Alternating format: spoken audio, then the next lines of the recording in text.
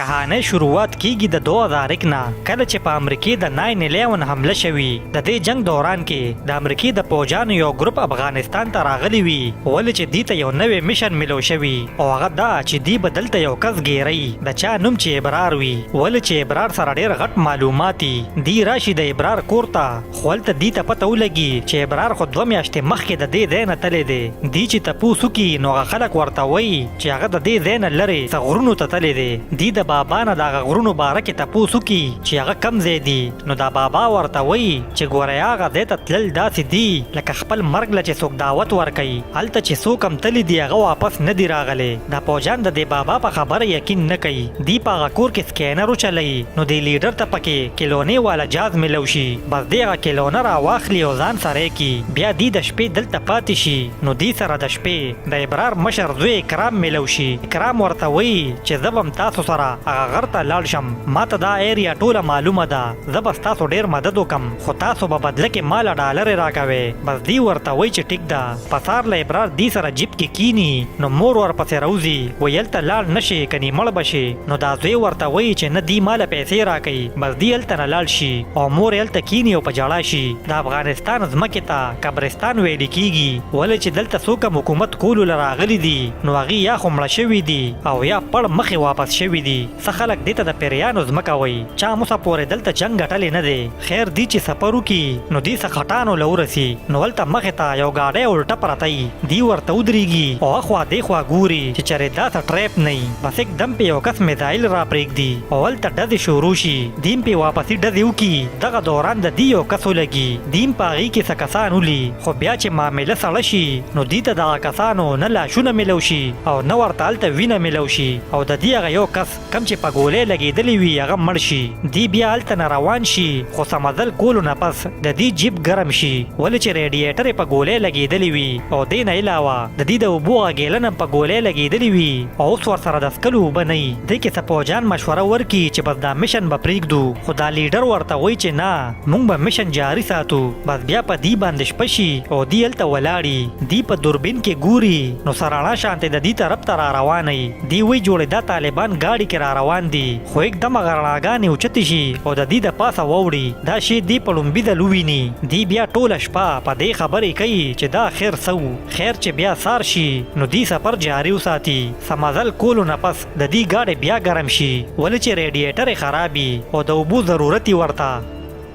هلته مکمل دشتې وي او غیر چاپیره لرې پورې څوک هم نه. بس دی هغه ګاډی په هغه ځای پرېږدي او هغه مړی ترې راواخلي او هلته یې چرته کیږدي. په دې باندې هلته بیا شپه شي او دی هلته ناستي نو एकदम د هلیکاپټر اواز راشي لکه چې لرې نه هلیکاپټر را رواني. دی دوربین کې ګوري خو هلیکاپټر ښکاري نه. هغه یو ملګری ورته روشنایي هم په هوا کې تاوي او دی ورسره په ریډیو کنټیکټ هم کوي خو کنټیکټ نه کیږي. هغه اواز دومره رانږدې شي لکه چې هلیکاپټر د دې د پاسه چرته وي. دی ته ښکاري نه او एकदम هغه اواز غیب شي. دی ټول حیران چې دا آخر څه روان دي. خیر چې بیا سار شي او دی خبرې کوي نو دی کې ورته یو ملګری چغې کي. هغه هلته د هغه مړ شوي ملګري غوښې وویني هغه چا سم چیر پاړ کړي وي لکه چې سسیس خوړلی وي. دی ټول چې ورله راشي نو ډېر حیران چې دا آخر چا وخوړو خو د دې هر څه اکرام ته پته چې دا څه روان دي خو دی ځان غلی کي او غږ ونه کي. دی ټول هلته د سیس پسې ګرځي را ګرځي نو هلته دی د تکون په شان نښې وویني. دا یو قسم له وارنینګ وي خو دی پې پوهېږي نه. خیر دی مخکې روان شي او پیاده سفر شروع کي نو سمازل کولو نه پس دی ته یو ګوپا ښکاره شي. دی چې هغه ګوپا ته ورسي نو هغې کې دننه یو بوډا بابا ناستي. هغه بوډا بابا دی له اوبه ورکي او دی ته وایي چې تاسو دلته آرام کولی شئ. دی بابا سره ناستي او خبرې کوي نو تپوس ترې وکړي چې ته دلته څه کوې نو هغه ورته وایي چې زه خو دلته د 19 نه ناست یم او اوسېږم. دلته پوجانو سره جنګ له راغلی وم نو ټول پوجان مړه شو او زه پکې ژوندی پاتې شوم او د هغه وخت نه زه دلته اوسېږم. دا کسان ټول حیران چې آخر بابا په دې خشکه علاقه کې ژوندی څنګه دی. دلته خو نه اوبه شته او نه بوټي او بابا سره بیا هم ښه ډېرې اوبه دي. خیر دی ټول هلته شپې ته پاتې شي او دی د ګوپا نه بهر ودی خو د دې دا یو ملګری د کم نوم چې هیمر وي هغه ویښ ناستي. په نیمه شپه هغه وویني چې دا بابا ګوپا نه بهر راوځي او چا سره لګیا خبرې کوي خو څوک ښکاري نه. دا کس چې ورته دوربین کې وګوري نو د خپو نه یې ځمکه وتښتي، ولې چې بابا داسې کسانو سره لګیایي کم چې د لوګو په شاني او هغې سره لاسو کې تورې وي. هغې بابا ته وایي چې تا دې کسانو له پناه ولې ورکړې ده؟ هغه لوګو والا کسان دې پسې را روان شي نو هیمر چغې کي، بس ټول راپاسي او په هغې ډزې شروع کي. دې ډزو سره هغه بابا په ګولۍ ولګي او هغه مړ شي. دې فیصله وکړي چې بس د دې ځای نه ځو، خو اکرام ورته وایي چې دام ښه ونه کړل، شا بیا اوس دا بابا ښخ کې کني خیر هم نشته. پوجانو دا لیډر ورته وایي چې موږ سره ټایم نشته، دا ځای خطرناک دی او شا به چې ځو.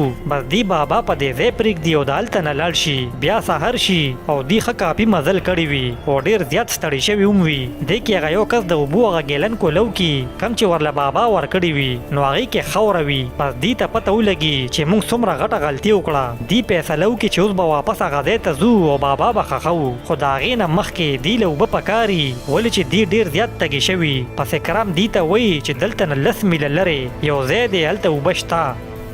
دی بیا ښه ډېر مزل وکړي او هغه ځای ته بره وخیږي. اکرام چې وګوري نو حیرانه شي، ولې چې ده کوم ځای یادو نو هغه اوس هلته نه وي، هغه ځای بدل شوي. دا کسان ورته وایي چې دا ستا ملک دی او تا ته یاد نه دی چې دلته څه و. اکرام ورته وایي چې زه ریشا ویم، دا ځای بدل شوی دی، دلته خو یو کلی و او اوبه وې، اوس خوشې میدان دی. خیر چې بیا شپه شي نو هغه هیمر نومې پوجي خوب وویني او چغې کي. د هغه دماغي حالات اوس خرابي. دغه ټایم په دې باندې تیزه رڼا ولګي نو دې ټول الرټ شي او تماشه یې کوي چې دا څه دي، خو سخکاري نه، بس یو غټ بلب شانتې وي نو دی پې ډزې وکړي او هغې سره هغه رڼا ختمه شي. بیا چې سار شي نو اکرام بیا هغه خټ باندې ولاړي او تماشه کوي. نو دا پوجي ورته وایي چې ځو د دې ځای نه. نو اکرام ورته وایي چې زه نه ځم او تاسو ځئ، ولې چې مونږ کې به اوس یوم بچ کېږي نه، تاسو ډېر غټ غولو لړل، اوس زمونږ د ټولو خیر نشته. دې خبرې کوي او بس اکرام د هغه ځای نه ښکته ودانګي او ځان مړ کړي. دې لیډر ته دا یو کس وایي چې دا څه لوبه ده، کوڅه پټه خبره یې نو وې که راته،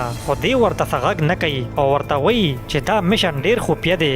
خیر دی بیا د هغه ځای نه روان شي او چې څه مزل وکړي نو دې لیډر ته مخې ته څه ښکاره شي. دی چې په هغه سکینر کې وګوري نو هغه څه دوړه شانتې وي او څه کسان د هغې طرف ته رواني او چې هغه دوړې له ورسي نو بس غیب شي. دی چې دا منظر وویني نو ډېر ویریږي او بیا هغه بل ملګري ته مغه ریکارډینګ وښیي. دا کس ورته بیا ووایي که څه پټه خبره یې نو موږ ته یې وکړه. نو دا لیډر ورته وایي چې ټیک د کوم یې درته. بس دا لیډر یې خبرې شروع کی.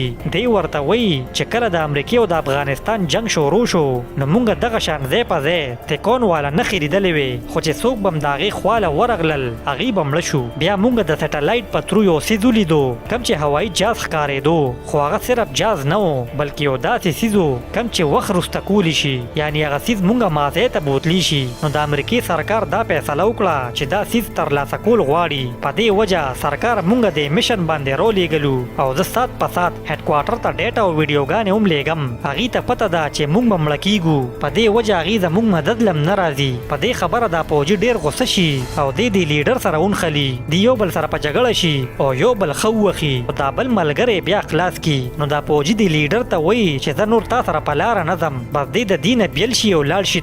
دی خوا دی هغه ناجوړه کس په اوږه کې او مخکې روان شي. دی چې څه مزل وکړي نو هماغه غر ته رورسي کم چې ورته هغه بابا یاد کړی وي چې هلته مه ځئ، هلته نه څوک ژوندي نه راځي. دا لیډر سکینر را واخلي او هغه ځای سکین کوي. بس هلته هغه جازونه راښکاره شي نو هغه بل ملګری ویریږي او هغه په هغه ځای ډزې شروع کړي. نو دی کې څه رڼا په هغه راشي او هغه ختم کړي. بس دا لیډر هغه بل ملګری روچت کړي او هلته نه وتښتي. دی یو ځای کې پناه واخلي خو دا ملګری اوس ډېر زیات خراب شوي. بس دی هغه له اوبه ورکړي او هلته یې مرګ ته پرېږدي او لاړ شي.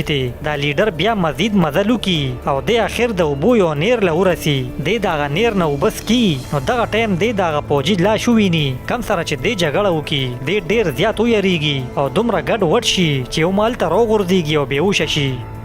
چې کله د له هوش راشي نو د باندې تیزه رڼا ولګي. دی چې هغه رڼا ته سکینر ونیسي نو دی وویني چې یو کس یې مخې ته ولاړي او هغه کس نه 2 کسان نور راوځي. هغې د ده خواله راشي او د ده په تندي ګوته کېږدي. بس دی مخکې وروسته هر څه وویني. د هغې نه پس مونږ دی وینو چې هسپتال کې پروتي او لاسو کې ورسره هماغه کیلونۍ کومه چې دی د هغه کور نه روچته کي او دی صرف دغه وایي چې اوس مونږ څوک هم نشي بچ کولی. دی خوا یې ښه د خبرونو کې راځي وایي حکومت د زما خاوند پسې ډونډو لګوي وکړي او هغه دې را پیدا کی حالانکه د دې خاون هم حکومت سره په قبضه کې وي ولې چې دې ورله میشن پوره کی اوس دا غیبانه کسان سوکو نو د کهانې نه دا مطلب وزي چې دا غیبانه کسان ایلینزو کم چې د افغانستان په ځمکه اوسېږي ولې چې هغې له یو خشکه او ویرانه ځای پکاري کم ځای کې چې انسانان ډیر نه وي هم دې سره دا کهاني ختم شي ګرانو کتونکو کو ویډیو خوښه شوي نو لایک یې کړئ او چینل ضرور سبسکرایب کړئ ډیره مننه